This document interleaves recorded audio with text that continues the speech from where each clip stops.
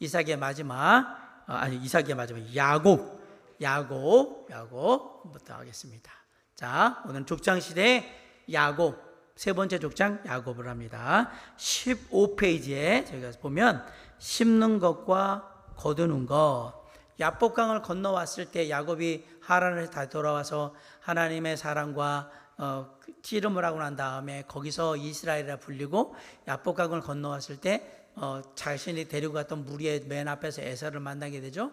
그런데 놀랍게도 에서가 껴안으면서 자랐다라고 환영해주는 놀라운 하나님의 은혜를 보게 됩니다. 자, 그리고 그 다음 이야기입니다. 심는 것과 거두는 것, 창세기 34장부터 36장까지. 34장에서의 중요한 교훈은 뿌리는 일과 추수하는 일이다. 야곱이 세겜 땅에 거주할 때 그의 아들 시므온과 레이는 히위 족속 중 하몰의 아들 그 땅의 추장 세겜이 그들의 누이 동생 디나를 강간하여 욕되게 한 것으로 인해 세겜 남자들을 할례 받도록 속이고 그들을 죽이죠. 에서가 사실은 에돔 땅으로 가자고 했는데 형 먼저 가십시오. 저는 나머지 나중에 가겠습니다. 그러놓고 간 따라가고 이쪽으로 왔죠. 세겜 쪽으로 왔죠. 야곱의 원래 행선지는 어디입니까? 베델이었습니다. 일어나서 베델로 가라고 했잖아요. 그래가지고 베델로 향해 가는 중에 야복강을 건너서 이제 가고 있었던 건데 어디에 다다르냐? 세겜 땅에 들어옵니다. 세겜 땅 하면 우리가 아시지만 사마리아에 있는 땅이거든요. 세겜은 그쪽으로 오는 땅이거든요. 그리고 여기는 지금 히위 족속의 사람들이 살고 있었는데 못 보던 여자아이가 마을에 나타나니까 세겜 추장, 그 땅의 추장 세겜이 야곱의 딸이었고 그리고 12 아이들의 여동생이었던 디나를 강간을 해서 욕되기를 합니다. 그래서 화가 나는데 이렇게 해서는 안 되니까 결혼을 하겠다고 오니까 그래 결혼하기는 해주겠는데 할례를 받아야 되겠다. 할례를 받게 만들고 3일째 가장 고통이 심할 때에 가가지고 남자들을 다 죽여버렸다라고 되어 있습니다. 이 일로 야곱은 자신과 집안의 안위에 대해 깊이 생각하게 된다. 창세기 34장 30절에 보면 야곱이 시몬과 레이에게 이르되 너희가 내게 화를 끼쳐 나로 하여금 이 땅의 주민 곧 가나안 족속과 브리스 족속에게 악취를 내게 하였도다. 나는 수가 적은즉 그들이 모여 나를 치고 나를 죽이리니 그러면 나와 내 집이 멸망하리라. 이게 큰일 쳐서 너희들 때문에 이제 죽게 생겼어. 주변에 있는 족속들이 우리를 가만두지 않을 거야. 근데 우리는 숫자가 많지 않아. 그들이 만약에 연합해서 공격하면 우린 다 죽을 수밖에 없어 라고 얘기를 한 거예요. 결국 하나님께서 말씀하신 대로 베델로 올라가는 것이 가장 최선이라는 사실을 깨닫게 되는 거예요. 그래서 창세기 35장 1절에 보면 하나님이 야곱에게 이르시되 일어나 베델로 올라가서 거기 거주하며 네가 네 형 에서의 낯을 피하여 도망하던 때에 내게 나타났던 하나님께 거기서 제단을 쌓으라 하신지라. 그렇게 베델이 가까웠지만 아직도 그의 집안은 우상을 섬기고 있었습니다. 2절에 보면 창세기 35장 2절에 야곱이 이에 자기 집안 사람들과 자기와 함께한 모든 자에게 이르되 너희 중에 있는 이방 신상들을 버리고 자신을 정결케 하게 하고 너희들의 의복을 바꾸라 라고 얘기합니다. 2절에서 야곱은 자신을 정결하게 하고 의복을 바꾸라고 말을 합니다. 근데 사실은 2절에 보면 했던 일이 세 가지입니다. 뭘 했죠? 첫 번째, 가족들한테 제일 먼저 시킨 일, 하라고 한 일. 이방 신상들을 버려라. 두 번째는 자신을 정결케 해라. 세 번째는 의복을 바꿔라. 다 이 얘기가 바꿔 얘기하면 이방 신상을 버리라는 얘기는 의지하는 믿음의 대상이 바뀐다라는 얘기고요.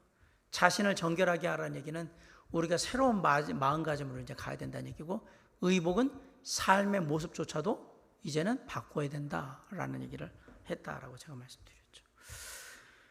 후에 2절에서 야곱은 자신을 정결하게 하고 의복을 바꿔 입으라고 말하고 난 후에 3절에서 베델로 출발하고 베델로 도착하였을 때 야곱은 그곳에 제단을 쌓았고 그것을 베델의 하나님이라는 의미를 가진 엘베델, 베델에 전능하신 하나님 엘베델이라고 불렀다. 창세기 35장 6절 7절에 보면 야곱과 그와 함께한 모든 사람이 가나안 땅 루스 곧 베델에 이르고 그가 거기서 제단을 쌓고 그것을 엘베델이라 불렀으니 이는 그의 형의 낯을 피할 때에 하나님이 거기서 그에게 나타나셨음이더라. 그러면서 하나님은 아브라함에게 하신 언약을 야곱에게 다시 주십니다. 9절로 13절에 보면 있습니다. 그런데 특별히 11절로 12절에 보면 하나님이 그에게 이르시되 나는 전능한 하나님이라 생육하여 번성하라. 한 백성과 백성들의 총회가 네게서 나오고 왕들이 네 허리에서 나오리라. 내가 아브라함과 이삭에게 준 땅을 네게 주고 내가 네 후손에게도 그 땅을 주리라 하시고, 아브라함과 이삭에게 했던 약속을 다시 한번 반복하면서 너는 똑같이 그렇게 받게 될 거다.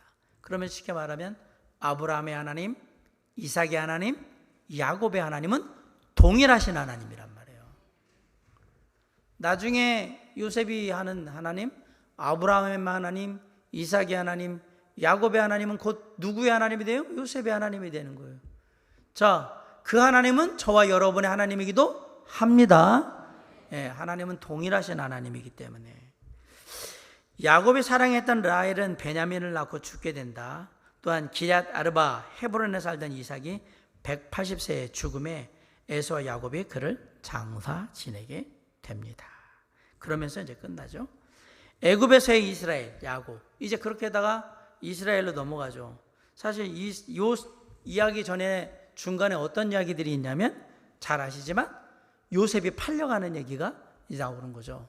팔려가가지고 그 요셉이 팔려가서 거기서 자리 잡을 때까지, 그때까지는 야곱에 대한 얘기가 별다른 얘기가 없어요. 그 어릴 때 얘기하고 쑥 하고서 지나가서 요셉 얘기가 계속 나오다가 언제 식량구하러 와면서 그렇게 해서 야곱이 오게 되는 그때부터 야곱 이야기가 나오는 겁니다. 여기서 이제 그 얘기가 나오는 거죠. 창세기 46장부터 50장까지. 지금 우리가 다른 것들 하면 36장부터 46장까지는 거의 다 요셉에 관련된 이런 얘기들이나 이렇게 쭉 나오다가 확 넘어가는 겁니다. 성경에 4명의 족장이 있는데 4명의 족장 중에 가장 많은 성경의 분량을 가지고 있는 사람은 누굴까요? 아담일까요? 아니, 아브라함일까요? 이삭일까요? 야곱일까요? 요셉일까요? 아브라함 아닌 것 같고, 이삭은 되게 짧은 걸 내가 알고, 셋 중에 하나를 찍어야 되는데 이삭일까? 요셉일까? 요셉이 제일 많습니다. 요셉이 제일 많이 다루고 있습니다. 야곱의 가족들은 기근으로 인해 가나안을 떠나게 된다. 그리고 수백 년 후 모세가 그들을 인도하여 낼 때까지 애굽에 머물게 된다. 나중에 이 가나안을 떠나서 애굽에 들어가는 이유는 요셉의 삶을 통해서 보게 될 겁니다. 여기는 야곱의 삶을 얘기하는 거기 때문에 그걸 넘어간 거예요. 애굽으로 가는 것은 하나님의 계획이었고 그 계획 속에 요셉이 주임되어 있었다. 창세기 46장 3절로 4절에 보면 하나님의 이르시되 나는 하나님이라 네 아버지의 하나님이니 애굽으로 내려가기를 두려워하지 말라. 내가 거기서 너로 큰 민족을 이루게 하리라. 내가 너희와 함께 애굽으로 내려가겠고 반드시 너를 인도하여 다시 올라올 것이며 요셉이 그의 손으로 네 눈을 감기리라.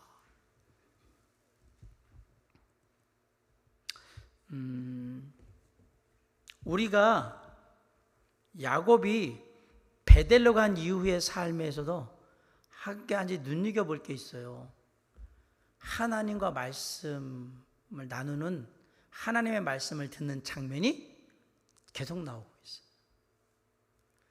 그 얘기는 그 이전에, 쉽게 말하면 야복강 저 이전에는 가물에 콩나듯이 나오는.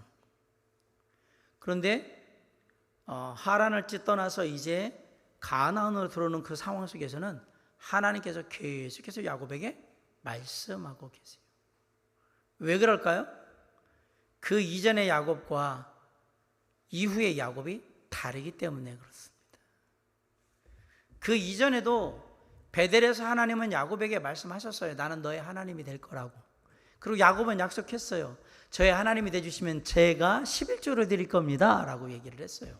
그런데 중간에 보면 뭐 양에게 그냥 얼룩덜룩하게 만들고 막 이런 얘기들이 있는데 그렇게 하나님과 뭔가 막 이루어진다는 생각은 잘 안 들 정도로 막 시간이 지나요. 그리고 한 20년 지나가지고 이제 관계가 틀어지니까 아이고 집으로 가야 되겠다라고 돌아오는 그 상황 속에서 하나님이 역사하기 시작합니다. 한번 생각해 봤습니다. 워낙에 레아 라헬을 위해서 얻기를 위해서 일했다라면 14년만 있고 그냥 돌아오면 되는 거죠. 근데 20년을 있었어요. 왜 더 머물렀을까요? 이미 14년 일하는 동안에 필요한 것들은 다 얻었어요. 근데 왜 더 머물렀을까? 왜 그랬을까? 뭐 잘 사실은 모르겠어요. 저도 성경에 안 나와 있으니까. 그래서 형이 좀 두려운 것도 있었지 않았을까? 마음에 확신도 없는데 갔다가 어떻게 될까? 그런 두려움도 있을 수도 있고, 나름 이제 한 14년 있어서 이제 뭐 아내도 둘이나 있고 자식들도 있고 그렇긴 하지만 나름 자리도 잡았는데 굳이 뭐 갈 필요 있나? 이런 생각도 했었을 것 같고, 어떤 이유인지 모르지만 더 머물러 있다가 결국은 관계가 틀어지고 난 다음에야 떠날 생각을 하는 거. 자, 우리에게 하나님의 기다림은 언제까지 가능할까?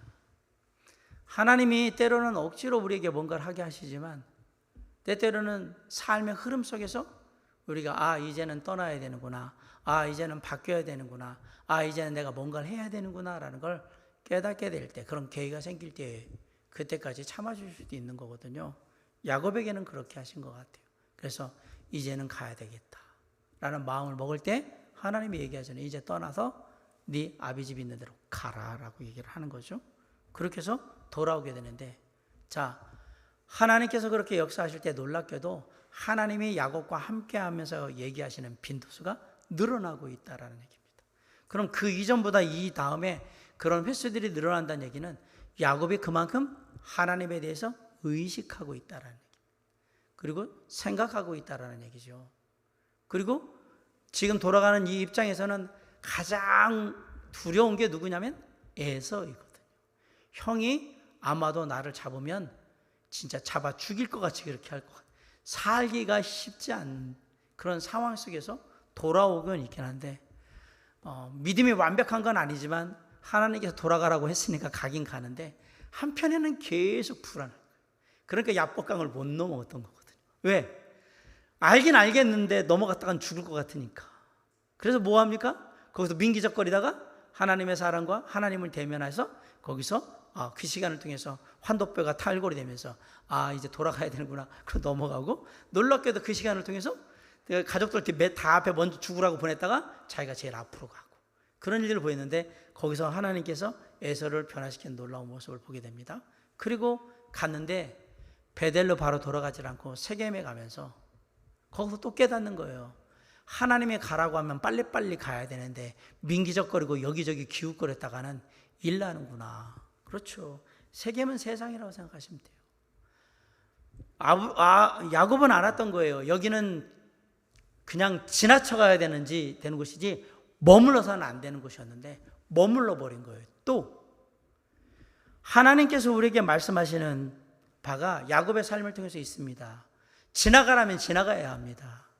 근데 자꾸 우리는 문기적거리면서 머물고 싶어 합니다. 그게 어디냐면 세상인 거예요. 세상에서 문기적거리면 문기적거릴수록 우리에게는 안 좋은 일들이 자꾸 벌어지게 됐던 거예요. 그리고 나서 이제 마침내 베델로 가서 하나님 앞에 서게 되는 그런 모습을 보게 됩니다. 가니까 너무 좋은 거예요. 마음 바꾸고 다 가다 보니까. 그래서 엘베델인 거예요. 전능하신 하나님이 우리와 함께 하신다. 엘베델. 그런 거예요. 그러면서 그 다음에는 어떻게 안 나오는데 그냥 편안하게 사는 거예요. 일가를 이루며 가진 것들을 확장시키면서 편안하게 살았어요. 그리고 아시지만 오는 길에 베냐민을 낳다가 라헬은 죽죠. 그러니까 요셉하고 베냐민은 되게 사랑하는 그런 자녀로 계속 데리고 살았단 말이에요. 그러다가 이제 아시지만 요셉이 형들한테 시기를 받고 가서 형들을 좀 안부 좀 잘 있나 좀 보고 오라고 했는데 형들이 갔다가 던져버리니까 구덩이에 던져버리고 해서 미디안 상인들에 팔려가죠. 그래서 애굽의 왕 바로의 친위대장이었던 보디발의 집안에 팔려가게 되었다라는 얘기입니다. 그렇게 해서 요셉은 거기서 종살이도 하고 그 다음에 감옥살이도 하고 그러는 가운데 꿈을 해석해서 총리가 되죠. 총리가 돼가지고 꿈을 해석해줬는데 7년 동안 기근이 풍년이 들고 그 다음에 기근이 들 텐데 이거 준비해야 됩니다. 그랬더니 네가 그럼 그 준비 다 해라. 그래서 총리가 된 거잖아요. 그런 상황 속에서 가나안에도 기근이 들어서 어떻게 가나안에 야곱의 가족들로 식량을 구하러 들어오게 됩니다. 그 속에서 그 형들을 바라보게 되고 그리고 그 형들을 통해서 또 베냐민도 데려오려고 하고 그다음에 나중에 야곱도 데려오고 그렇게 하면서 가족이 다 만나게 되죠. 그렇게 하고 모세가 출애굽할 때까지 야곱의 모든 가족들은 그 일가들은 다 애굽에 머물게 되었다라고 얘기한 거예요. 그렇게 해서 애굽에 가서 산 세월을 어디는 400년이라고 얘기하고 어디는 430년이라고 합니다. 언제 출발했느냐, 어디를 기점으로 할 거냐에 따라서 다릅니다. 아무튼 400년이 넘는 기간을 애굽의 종살이라고 얘기하는데 사실 종살이에요. 요셉이 있을 때는 그나마 나았는데 요셉이 없고 난 다음에는 그냥 노예같이 그렇게 막 부리면서 사람들을 죽이고 그랬으니까 요셉이 총리였을 때는 요셉이 총리니까 잘 보살펴 줬겠죠. 그리고 그런 일들을 통해서 일가를 이루게 됐던 겁니다. 자, 야곱은 애굽에 있는 그의 아들 요셉을 만나기 위해서 내려가게 됩니다. 마지막에 형들 베냐민이 왔다 갔다 하면서 요셉이 살아있었구나라는 걸 알고 아버지한테 내려오세요. 그러니까 오시게 됐죠. 처음에 애굽에 내려갈 때는 야곱의 가문이 몇 명이었냐면 70명이 내려갔습니다. 70명. 다시 돌아올 때는 이스라엘 백성이 20세 이상의 장정만 60만 3,550명이 됐어요. 어마어마하게 큰 거죠.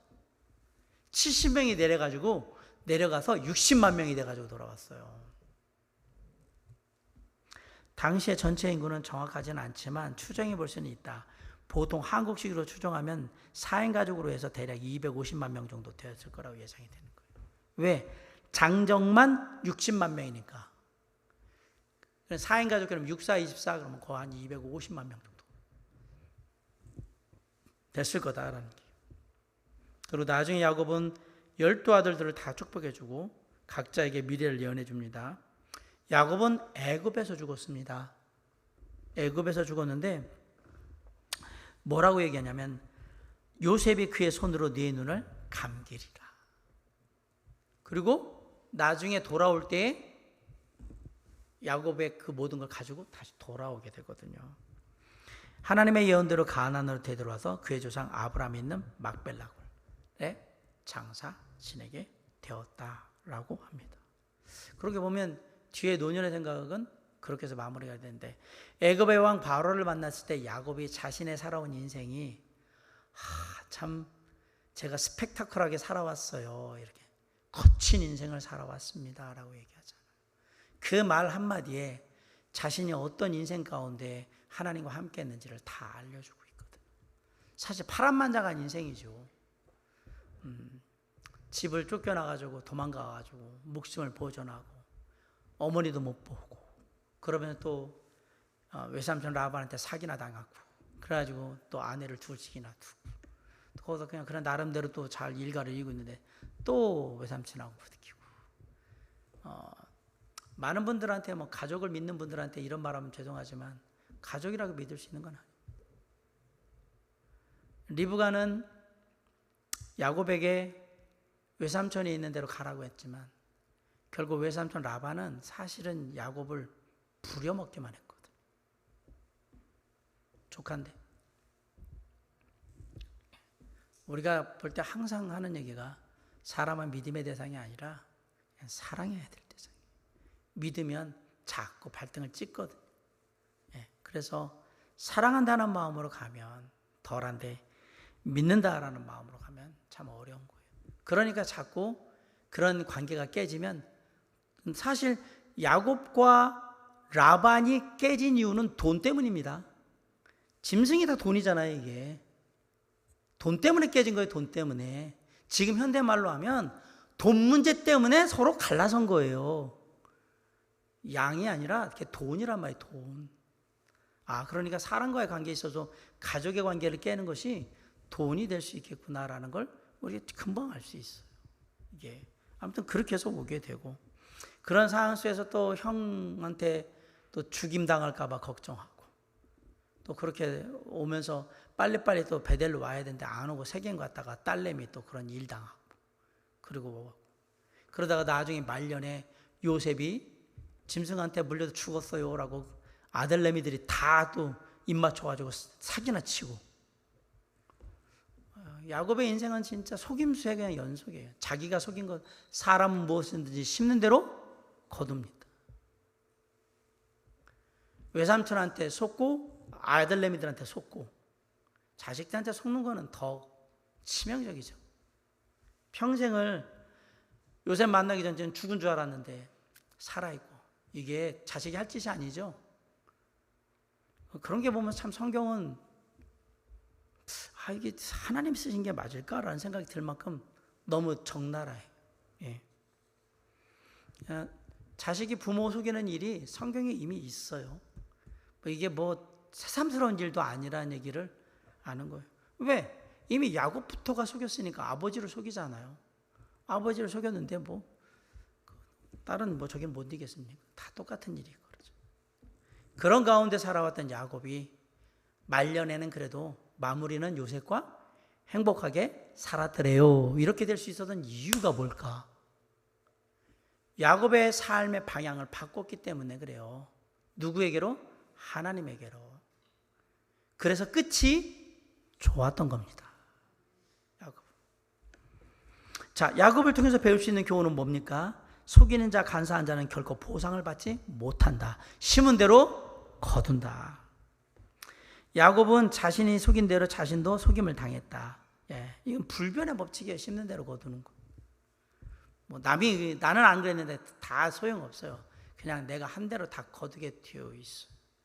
우리는 우리 자신을 위하여 하나님의 뜻보다 앞질러 가면서 하나님께 결코 도움을 구해서는 안 된다. 이 얘기는 뭐냐면, 야곱이 장자의 권리를 갖고 이 가게를 이을 거라고 이미 태어나기 전에 예언을 했죠.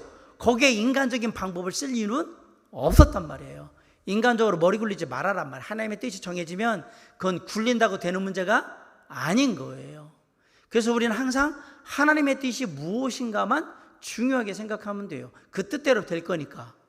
하나님은 당신이 뜻한 대로 하십니다. 그런데 하나님의 뜻보다 앞서 나가서 제 생각은 이러니까 이렇게 해주세요 그러면 되느냐? 안 됩니다. 그건 이루어질 수 있는 일이 아니라는 얘기입니다. 4. 하나님은 결코 약속을 어기지 않으신다. 그는 야곱이 태어나기 전에 야곱을 축복하셨다. 그리고 당신의 때 맞는 시기에 그 약속을 실천하셨다.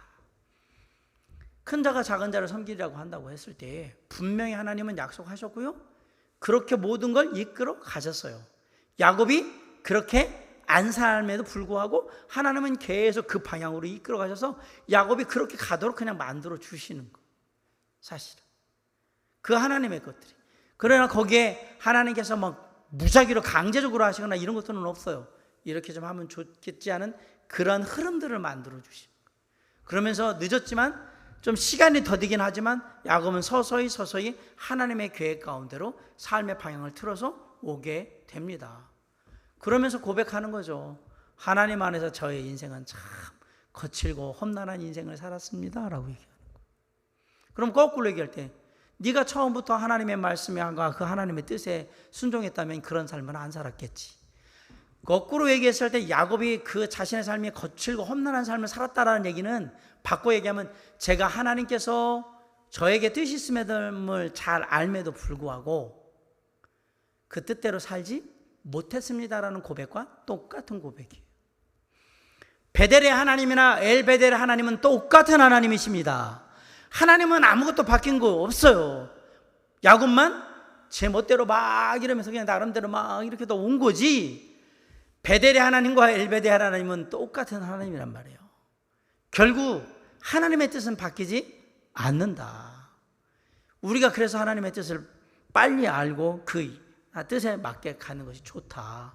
하나님은 약속을 그대로 이루셨거든요. 당신의 뜻한 대로 하셨다라는 얘기예요. 그리고 우리는 때때로 영적인 베델로 되돌아가야 할 필요가 있다. 라반과의 문제가 있을 때 야곱은 생각하는 거예요. 가야 되죠. 그런데 그 가야 되는 곳을 딱 얘기를 해요. 베델로 돌아가라고. 왜 하나님은 야곱에게 베델로 돌아가라고 하실까요? 집으로 가라고 얘기 안 하고 왜 베델로 가라고 했을까요? 베델로 가라고 하면서 한 일이 있어요. 뭘 하라고 했습니까? 거기서 하나님께 제단을 쌓으라. 야곱이 베델에서 하나님을 만났을 때 그 기념으로 뭘 만들죠? 거기에 기둥을 세우잖아요. 돌단을 쌓잖아요. 근데 그때 그거는 하나님께 예배하기 위한 단이었느냐? 그러기엔 뭔가 좀 애매해요. 그렇죠? 하나님이 이렇게 해주시면 저도 11조 드리고 하나님을 나의 하나님을 섬기리이다 이런 거지. 그냥 자기의 의지를 바뀌었을 뿐이지 내가 진짜 앞으로 하나님만 예배하고 하나님만 바라보는 삶을 살겠습니다. 그건 아니에요. 그냥 조건부 느낌입니다. 그런데 베델로 다시 돌아가면서 하나님이 뭐라고 얘기하면 그곳에서 하나님께 제단을 쌓으라. 자, 베델로 돌아가라는 얘기는 내가 예전에 거기서 너를 만났지. 그때 너한테 약속했잖아. 내가 영원히 네 하나님이 되겠다고. 너는 그것을 믿지 않았던 거야. 그리고 그걸 따라서 움직였어야 되는데 너 그러지 못했어. 이제 그러지 말고 베델로 가. 그리고 거기서 내가 만났던 그때의 모습으로 다시 가되 새로워져서 가.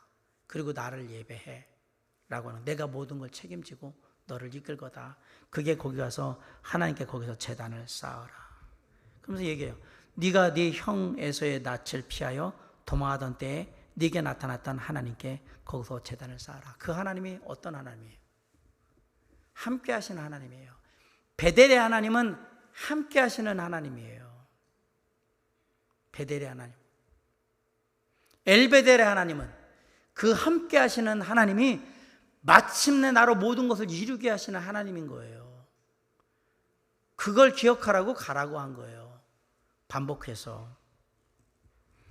우리에게도 우리가 하나님을 만나며 우리에게 다짐을 했던 영적인 베델이 있을 거예요. 우리의 신앙이 나약해지거나 우리의 신앙에 뭔가 계기가 필요할 때는 어디로 가야 되냐면 그 영적인 베델로 돌아가셔야 합니다. 내가 그때 이랬는데 내가 왕년에는 다시 돌아가면 진짜 잘했을 때 열심히 했을 때로 돌아가면 대박인 거예요. 문제는 나도 왕년에 해봤어 그러면서 안 돌아가니까 문제인 거예요. 그 왕년에는 의미가 없어요. 내가 왕년에 이랬어. 나 그때로 돌아갈래? 라고 하면 그건 대박이죠. 내가 다시 진짜 하나님을 진짜 섬기며 사랑하며 늘 함께 했고 그것으로 기쁨을 삼았던 그때로 돌아가겠다. 영적인 베델로 돌아가셔야 합니다. 그리고 거기서 얘기해야 돼요. 엘베델, 베델의 하나님, 전능하신 하나님. 엘베델이 그 뜻이에요. 그 베델의 하나님이 진짜 나의 하나님이었다. 그게 엘베델인 거예요. 다시 우리가 돌아가잖아요. 그 영적인 베델에서 우리는 외칠 거예요. 엘베델. 진짜 돌아와 보니까 여기가 맞아. 이게 하나님이 역사하시는 거였던 거야.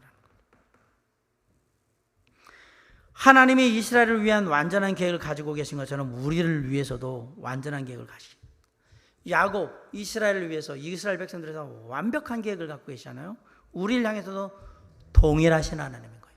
아브라함의 하나님, 이삭의 하나님, 야곱의 하나님, 요셉의 하나님, 다윗의 하나님은 우리의 하나님이세요. 완벽한 계획을. 다만 하나님의 계획의 성취는 우리의 연약함과 부족함 때문에 부분적으로 성취되어 주시는 거예요. 하나님의 계획은 완벽합니다. 그게 온전히 안 되는 이유는 하나님이 부족해서가 아니고요. 우리에게 문제가 있기 때문에 그런 거예요. 하나님이 안타까워 하실 거예요. 우리에게 100을 주기를 원하는데 우리가 하는 걸 보니까 20, 30 얘는 7, 80을 못하고 인생을 마무리하겠고 이게 얼마나 안타까워. 그래서 우리의 삶은 주님을 닮으며 계속해서 주님을 따라가는 삶으로 계속해서 이 하나님의 계획, 우리를 향하신 하나님의 계획을 우리가 100% 다 완수할 수는 없지만 그 수치를, 성취율을 가급적이면 높일 수 있는 데까지 높이겠다라고 생각하는 것이 신앙생활인 거예요. 나중에 가서 물어보세요. 주님, 저는 100% 중에 얼마큼이나 했었나요? 모르죠. 다 각각이 다른. 신앙은 다 달라요. 우리의 믿음이 다 다르니까 다 다를 거예요. 주님이 말씀해 주시겠죠. 너는 얼마 했다라고. 세상에서 60점 밑으로 보면 꽈락이거든요. 낙제? 신앙에서 최소한 60점은 넘겨야 될 것 같고, 일단은. 뭐 우리가 잘 알지 90점 넘기면 우등상인데 지금 이 모양으로 살아가지고는 90점 넘기기는 택도 없는 얘기인 것 같고, 그럼 평균 하면 보통 80점인데 80점도 이것도 걱정되는데, 그럼 당신의 점수는 몇 점이냐? 뭐 신앙을 객관적인 점수로 수치할 수는 없겠지만 아까 말한 대로 우리가 얼마나 주님의 계획하신 것들을 이루는 삶을 살까라고 할 때 분명히 우리가 이루고자 하는 것들은 정말 좀 우리를 통해 하나님이 이루고자 하는 건 진짜 많을 텐데 우리가 과연 얼마나 이룰 수 있을까? 그래서 우리는 늘 부족하고 연약하며 주님의 은혜와 능력이 필요한 겁니다. 그걸 우리가 할 수가 없거든요. 사랑하는 성도 여러분, 우리를 향하신 하나님의 계획은 완벽한 계획입니다. 야곱이 하나님의 놀라운 계획을 다 이루지 못했던 이유는 야곱의 인생을 살았기 때문에요. 바꿔 얘기하면 하나님 안에서 야곱의 인생을 산 게 아니라 그냥 자기 인생을 살았기 때문에 더뎠고 힘들었던 거예요. 그럼 우리가 이 신앙의 교훈을 통해서 배울 수 있는 게 뭐냐? 하나님 안에서 우리의 인생을 사는 거예요. 하나님이 계획하신 우리의 인생, 그것을 통해서 하나님의 뜻을 이루어가는 것이 우리의 삶입니다. 저와 여러분을 향한 계획이 무엇일지는 우리는 다 알 수 없습니다. 그냥 우리는 묵묵히 하루하루 우리에게 주어진 것에 최선을 다하며 우리 주변에 있는 영혼들을 살피고 그리고 몸된 교회와 주님을 사랑하는 가운데 한 걸음 한 걸음 나아가는 겁니다. 때로는 확실하게 이것이 하나님의 계획이겠구나 알 수도 있지만 때로는 모를 수도 있어요. 그렇기 때문에 우리는 늘 주님에게 마음을 두고 그냥 열심히 나아가는 거예요.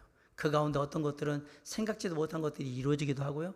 어떤 것들은 주님께서 더 보너스 같이 더 놀랍게 이루어 주시기도 하고 그러시겠죠. 어떤 것들은 우리의 인생이 닿는 때까지 이루지 못하고 가게 될 것도 있을 겁니다.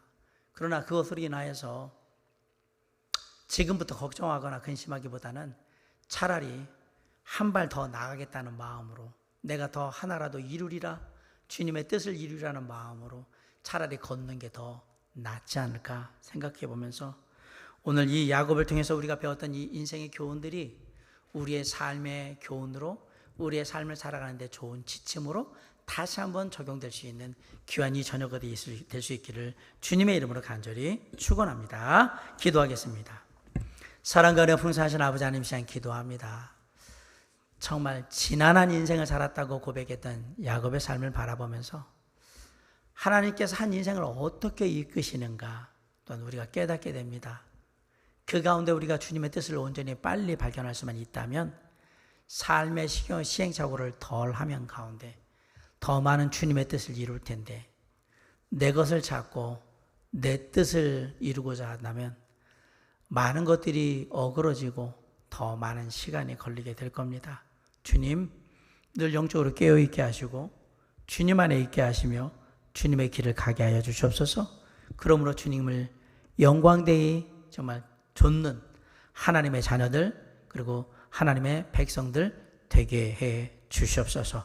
우리를 통해 놀라운 주의 일들을 이루실 귀한 계획 온전히 이루실 수 있기를 간절히 바라며 우리의 삶을 내려놓사오니 사용하여 주시옵소서. 남은 3일 동안도 주님께 쓰임받는 귀한 삶이 될 수 있도록 축복하옵시길 간절히 바라올 때 예수 그리스도 이름으로 감사하며 기도를 삼나이다. 아멘.